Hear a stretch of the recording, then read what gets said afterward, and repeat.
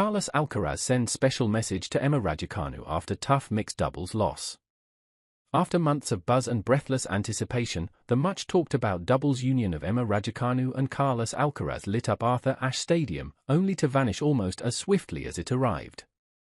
The razor-sharp duo of Jessica Pegula and Jack Draper, the top seeds who stormed into the mixed doubles quarter-finals, swept aside the pair, all radiant smiles and shared joy, in a fierce clash of British number ones. Now, as the US Open shifts gears and singles battles roar on repeat, the Spaniard turned the page of defeat with grace, shredding his heartfelt message straight to his British partner.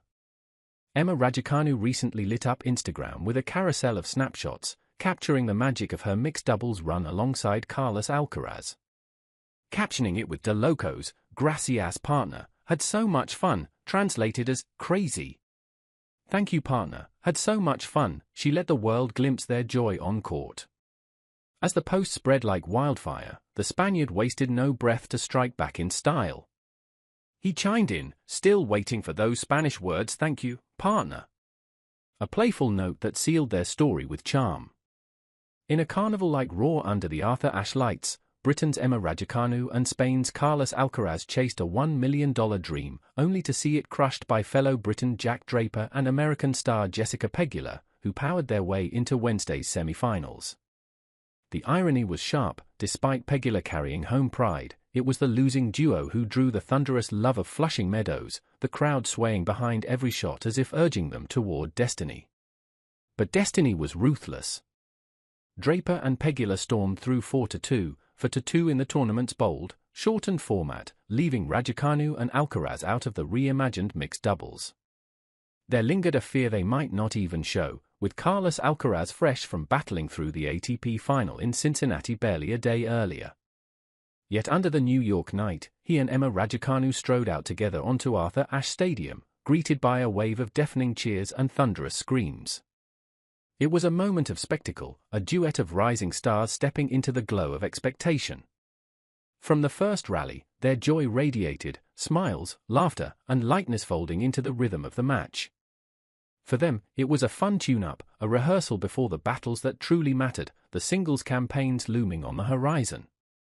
And for some, it became a symbol, feeding the long-standing whispers of doubles specialists who feared the stage had been stripped of its old weight. Pegula, once ranked world number one in doubles, and Draper, equally a scratch partner, proved a wall too high to climb. Their precision and quality outshone opponents' rawness in doubles craft, as experience and grit drew the scoreboard firmly their way. And now, as the new US Open singles take center stage, Raducanu, herself a past champion, turns inward. She has laid bare the scars of doubt, admitting how her form has even been questioned by her own team. Yet in her words came not surrender, but the grit and sorrow of a fighter still burning to rise again. Emma Raducanu reveals pain of betrayal by her team. In 2021, Emma Raducanu carved her name into tennis folklore by becoming the first qualifier in history to win the US Open. At just 18, she stormed through Flushing Meadows without dropping a single set, lifting the trophy in a feat that electrified the world. The hype that followed was sky-high, with expectations that every slam might soon fall into her hands.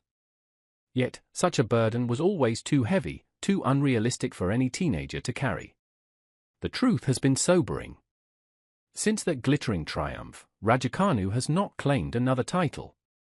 The narrative shifted sharply as whispers grew louder, questioning her talent and dismissing her run as a fluke. While the outside noise stung, what hurt most was not from strangers, it was from within. In a raw conversation with The Guardian on August 15, Raducanu revealed how even members of her own team doubted her. "I was obviously, like, oh, no, I am tough enough," she admitted, refraining from naming names. Yet, the words cut deep. Those closest to her, the ones meant to fuel belief, instead planted shadows of doubt. "It wasn't good to hear, because I always prided myself on being a hard worker and being tough. And I believe I am," she said firmly. Her reflection carried both defiance and sadness, as she added, "I actually think it was more the people around me that were incorrect, and it led me to having 3 surgeries and double wrist surgery."